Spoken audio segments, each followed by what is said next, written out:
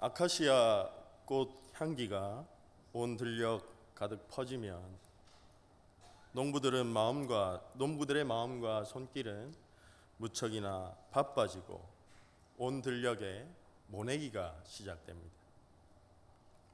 인터넷을 찾아보니 그때가 되면 고구마를 심어야 하는 적기라고, 그렇게 적당한 때라고 합니다. 저는 잘 모르겠지만요. 오늘 예수님은 아버지께로 돌아가실 때가 무르익었다고 그렇게 우리에게 말씀하십니다. 때가 되었다는 말씀은 무엇일까요? 해야 할 일이 있는데, 가야 할 길이 있는데 그 시간을 미룰 수 없고, 그리고 시간을 넘기지 말고 반드시 해야 하고 그 일을 이루어야 한다는 의미가 담겨져 있습니다. 요한복음은 12장까지 아주 놀라운 기적들을 많이 보여주십니다. 그 기적을 보여주신 이유는 예수 그리스도가 하나님이다라는 사실을 알려주기 위해서입니다. 그러나 무리들은 많은 표적을 보았지만 예수님이 육의 몸을 입었다는 것은 도저히 믿을 수가 없는 그 시대의 생각이었습니다. 그 시대의 사상이고 문화였습니다. 어떻게 신이 육신의 몸을 입을 수 있는가? 그것은 도저히 믿을 수 없는 사실이었습니다. 그래서 요한복음 13장부터는 생의 마지막 시간을 향해서 달려가시면서 어떻게 하시느냐 하면 제자들에게만 자신이 하나님이라는 사실을 알려주십니다. 긴 이야기와 긴 담화를 통해서. 이것은 전도 대상을 바꾼다는 의미입니다. 이제 사병을 키우는 것이 아니라 장교를 키우는 것입니다. 그래서 훌륭한 장교들을 키워서 하나님의 복음을 전하게 하기 위한 그런 일을 시작하십니다. 성도님들 가운데 수련회 때 다른 사람의 프로그램을 통해 가지고 다른 사람의 발을 씻겨주신 경험이 있을 겁니다. 부끄러워서 막 발을 감추고, 저는 발이 예뻐가지고 서로 씻겨주시려고. 이제 그 발을 씻겨주는 일을 경험들을 있습니다. 옛날에 많이 했는데 요즘은 안 합니다. 식상하다는 것이죠. 이 발을 씻어주는 일이 뭐 그리 대수겠습니까? 우리의 삶을 송두리째 바꿀 만한 어떤 파격적인 사건은 아니고 충격적인 사건도 아닙니다. 적어도 물이 포도주로 변해야 됩니다. 그래야지 좀 신비롭지 않습니까? 38년 된 병자가 고쳐야지 교회가 부흥됩니다. 맹인을 눈뜨게 해야 됩니다. 죽은 나사로가 살아나야지만이 뭔가 대단한 큰 교회라고 생각합니다. 이것이 큰 믿음이라고 생각하기도 합니다. 이 발 씻어주는 일은 유대인들에게는 아주 평범한 일입니다. 그런데 오늘 사건은 몇 가지 특별한 요소들을 가지고 있습니다. 그것은 시간이라는 것입니다. 예수님이 기다렸던 때가 되었다는 것입니다. 1절에서 유월절 전이라는 시간을 밝혀주고 계십니다. 유월절 전이란 유월절에 잡을 양을 준비하는 기간입니다. 세례 요한은 자기의 제자들에게 이렇게 얘기합니다. 1장 29절에서 봐라, 세상 죄를 지고 가는 하나님의 어린 양이로다, 그렇게 말합니다. 그러므로 오늘 우리가 읽은 1절 말씀에 예수님의 때란 하나님의 어린 양이 죽는 그때입니다. 그때는 곧 아버지께 다시 돌아가시는 그러한 때를 의미합니다. 본문 2절에서 마귀가 가룟 유다에게 예수를 팔려는 그런 못된 생각을 넣었습니다. 예수님의 남은 시간을 마귀가 방해하고 그 모든 시간을 주도하려고 했습니다. 그러나 오늘 3절의 말씀은 하나님께서 모든 일과 남은 시간을 이미 예수님께 맡기셨다라고 얘기합니다. 마귀가 예수님을 팔아버린다고 해서 예수님의 구원의 사건에 아무런 영향을 끼칠 수 없다는 것입니다. 형들이 요셉을 팔았지만 요셉을 인도하시는 하나님의 일을 막을 수 없었던 것처럼 말입니다. 그렇다면 마귀도 사람도 막을 수 없는 예수님의 일은 무엇일까요? 1절 하반절에서 우리는 그때와 그 일을 찾을 수가 있습니다. 그 일이란 세상에 있는 자기가 택한 사람들을 끝까지 사랑하시는 일, 십자가에서 죽기까지 우리를 사랑하시는 일은 절대로 막을 수 없다는 것을 우리에게 알려주고 계신 것입니다.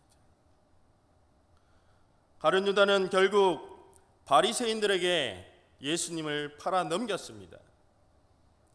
예수님은 생애 가장 위험하고 고통스러운 시련과 시험 앞에 처하게 되었습니다. 아무런 죄를 발견하실 수 없는 예수님은 큰 수치와 모욕감을 주는 십자가형이라는 처벌을 받게 됩니다. 십자가의 높이 들린 채 모든 옷이 발가 벗겨지는 수치를 당하시고,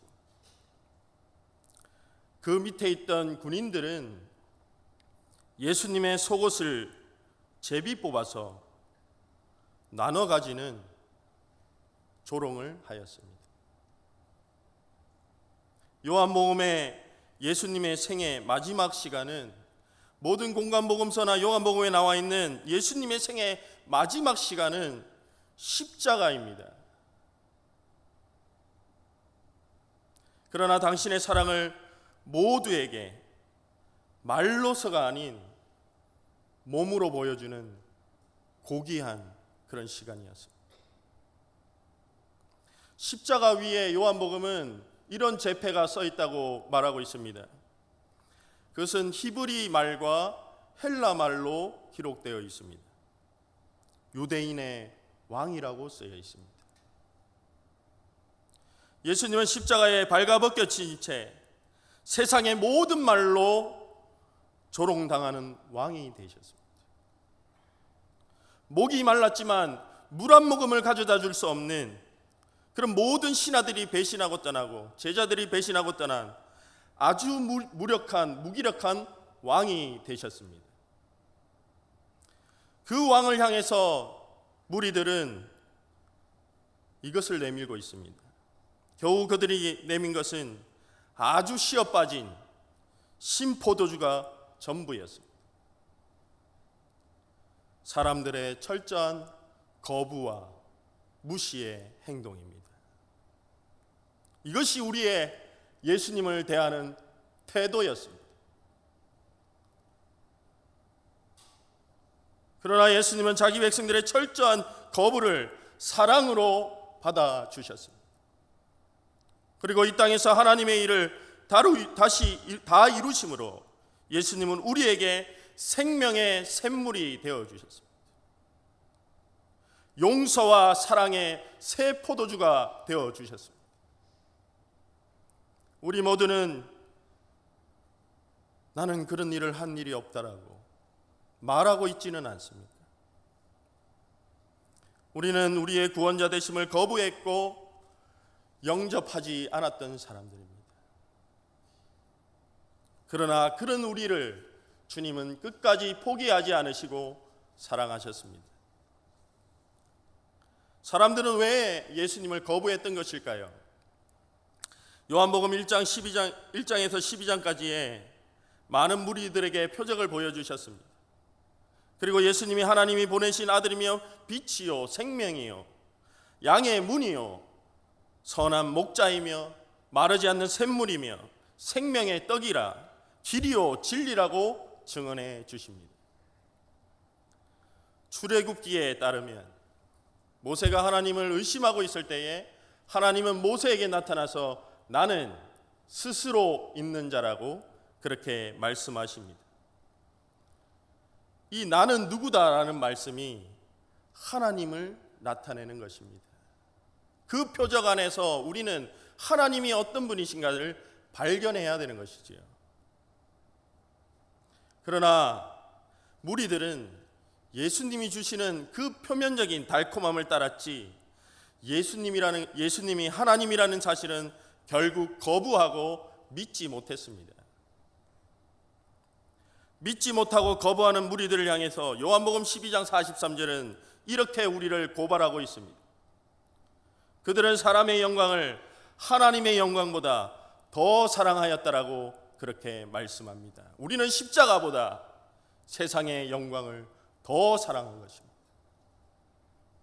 하나님은 자신의 목숨을 내어주시기까지 우리를 사랑했지만 우리는 그 하나님을 외면하고 세상의 영광을 쫓아서 살아간다라고 그렇게 말씀하고 있는 것입니다. 사람들은 누구나 사람들로부터 박수갈채 받기를 원합니다. 그러나 하나님의 영광은 십자가에서 죽기까지 자기 백성을 사랑하신 예수 그리스도의 하나님의 영광이었습니다.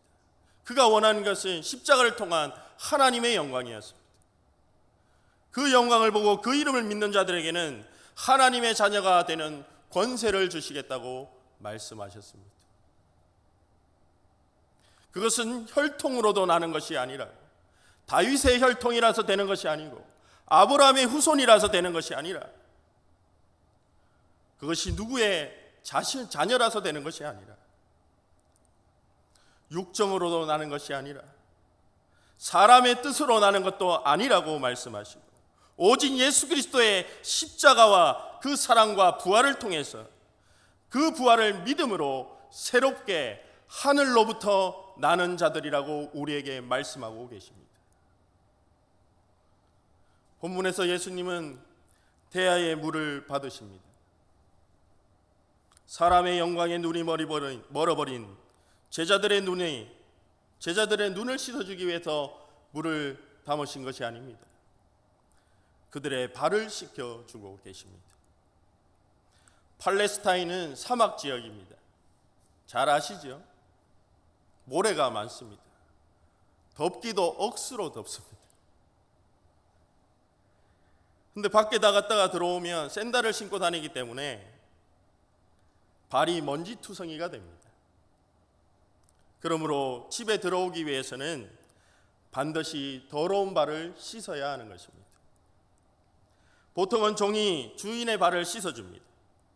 종이 없을 때는 서로 씻어준다고 합니다. 남편이 아내를 씻어주고 아내가 남편을 씻어준다고 합니다. 근데 주님은 저녁 먹는 중에 자신의 겉옷을 벗었습니다. 그때는 밥 먹다가 갑자기 발 씻어주는 상황은 아닙니다. 그것은 아주 특별한 상황이라는 것입니다. 겉옷을 벗는다는 것은 종이 된다는 의미입니다.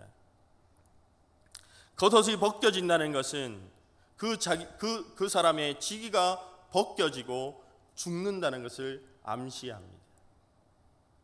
예수님은 허리에 수건을 두르고 종이 되어서 저녁 식사를 하시다가 마시고 대야에 물을 담아서 제자들의 발을 씻기 시작했습니다. 요한복음에는 유일하게 예수님과 떡과 잔을 나눈 성만찬이 기록되어 있지 않습니다. 그러나 제자들의 발 씻어주는 장면은 그것과 비견할 수 있습니다. 그렇다면 저녁 먹는 중에 함께 시작하신 예수님의 행동을 통해서 성만찬이 주는 참된 의미가 발 씻어주는 사건을 통해 새롭게 조명된다는 것을 발견하게 됩니다. 예수님이 발을 씻어주시는데 수제자 베드로가 막아섭니다.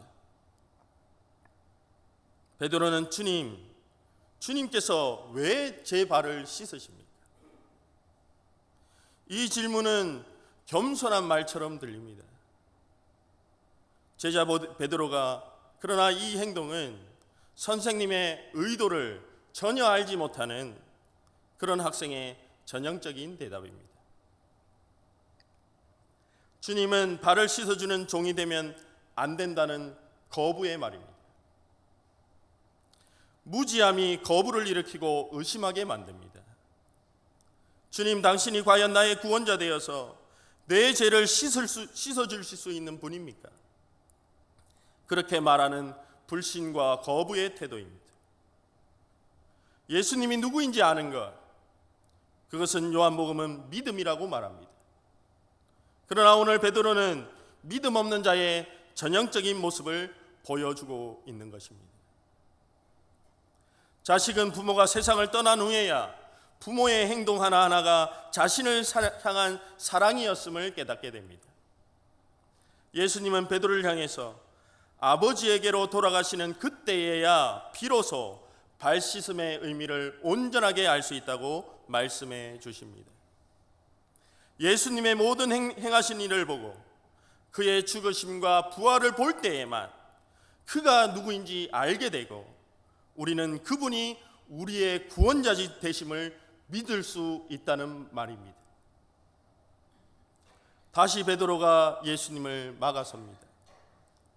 예수님, 절대로 저의 발은 씻을 수가 없습니다. 여기서 절대로라는 의미에는 영원이라는 의미가 담겨 있습니다. 영원히 씻지 못한다는 말은 다시 바꾸면 당신이 영원히 나의 죄를 씻어줄 수 있는 메시아입니까? 그런 의심과 불신의 말입니다. 완강하게 버티는 베드로에게 예수님은 내가 너를 씻지 아니하면 내가 나와 상관이 없다라고 말씀하십니다. 발 씻기를 거부하면 예수님과 관계가 없고 하나님 나라의 자녀의 상속을 받을 수 없다는 말이 됩니다. 발 씻어주심은 예수님의 십자가 대속의 죽음을 의미합니다. 그러므로 예수님의 십자가의 죽음이 우리 모두를 위한 것임을 알고 믿는 자는 예수님과 함께 죽고 그가 다시 사심으로 하나님의 영원한 생명을 소유하게 됩니다. 하나님이 주시는 영원한 생명은 예수님을 믿는 믿음이 우리 모두에게 가져다 준 가장 크고 기쁜 소망입니다. 베드로가 더욱 거칠게 최후 항변을 합니다. 예수님, 발만 씻지 말고 손과 머리도 씻어달라고 요청합니다. 이것은 유대인의 정결법에 따라 많은 물로 자신을 정결하게 씻어주기를 바라는 그런 열심의 말입니다.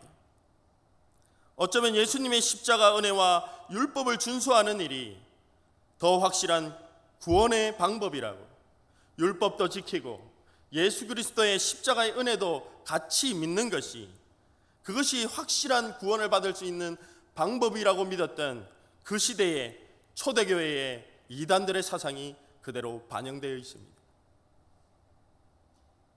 그러나 예수님은 이미 목욕한 사람은 발만 씻으면 된다고 말씀하십니다. 예수 그리스도의 십자가의 은혜만 있으면 된다고 말씀하시는 것입니다. 당시 유대인들은 하나님의 율법과 그들의 맡고 있는 성전과 성전 제사를 이미 선물로 받은 자들입니다. 하나님께 나아가는 구원의 길을 선물로 받은 이미 목욕한 자들입니다. 그러나 그 성전과 제사 제도와 율법을 소유한다고 구원받는 것이 아닙니다. 여전히 하나님의 율법이 요구하는 의로움을 충족하는 사람은 이 땅에 아무도 없습니다. 그러나 예수 그리스도께서 불의한 우리 모두를 위하여 십자가에 죽어주심으로 율법이 요구하는 완전한 의와 죄사함을 이루어 주셨습니다. 그러므로 누구든지 예수 그리스도의 십자가 죽음과 부활을 믿는 자는 예수님의 피로 씻음받아 의의 옷을 덧입어서 율법이 요구하는 의를 만족시킴으로 하나님의 구원을 얻게 됩니다. 요한복음은 믿음이란 단어는 항상 움직이는 동사와 함께 쓰여 있습니다. 그러므로 요한복음이 말하는 믿음은 구체적인 행동을 가리킵니다. 베드로와 예수님의 대화는 믿음에 대한 내용입니다. 우리의 믿음의 내용은 예수님이 십자가에 죽기까지 사랑하신 이를 믿는 것입니다. 또한 그 죽음을 통해서 우리가 하나님의 생명에 다시 속하게 된 사실을 믿는 일입니다. 그렇다면 우리의 믿음은 세상 가운데 어떠한 방식으로 드러나야 할까요? 우리의 믿음은 요한복음 13장 13절의 말씀처럼 발을 서로 씻어주는 일로 우리의 믿음이 드러나야 할 것입니다. 요한복음의 말씀이 전해지는 그 시대 상황은 육신의 일은 더럽고 영은 신령한 것이며 고통당하신 예수님의 육신의 삶은 가짜이며 그가 고통당한 순환은 거짓이라고 교회를 공격하던 때입니다. 또한 그리스도의 십자가 은혜를 믿음으로 구원받는 그런 믿음을 가진 기독교인들이 율법을 경시함으로 유대교의 회당에서 출교당하고 핍박받는 그런 시대였습니다. 그러므로 교회 안에는 항상 박해와 출교를 면하기 위해서 배신과 모함이 난무하던 갈등과 반목이 계속됐던 그런 교회의 시대였습니다. 그러나 그들에게 필요한 것은 그냥 표면적인 믿음이 아니라 발을 씻어주신 예수 그리스도의 그 십자가의 은혜를 믿는 믿음이 필요했습니다. 그 믿음을 믿음으로 실천하는 삶이 필요했던 것입니다. 그 실천하는 삶이 이루어지는 자리가 바로 하나님을 만나는 그런 자리라고 요한복음은 우리에게 말씀하고 있습니다.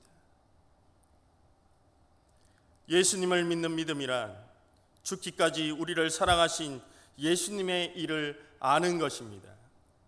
또한 예수님을 통해서 받을 영원한 생명을 소망하는 일입니다. 그 믿음과 소망은 어떤 박해와 핍박 속에서도 서로를 끝까지 발 씻어주고 섬기는 사랑으로 드러나야 한다고 말씀하고 계십니다. 지루한 길을 오래도록 달려왔습니다. 1930년에 미국에는 대공황 시대를 겪게 되었습니다. 우리나라로 치면 1997년도에 제가 군대에 들어갔을 때 IMF가 일어났던 시기입니다. 그거보다 더 심한 미국의 대공황 시대가 있었습니다. 저는 이 이야기를 믿음이라는 것은 어떤 것이냐를 말하기 위해서 여러분에게 들려드리는 겁니다. 서커스 아시죠? 대공황 시대가 일어나니까 사람들이 서커스를 보기 싫어했답니다. 그래서 서커스 공연을 하는 사람들도 다 뿔뿔이 흩어지게 되고 공연단도 해체되었답니다.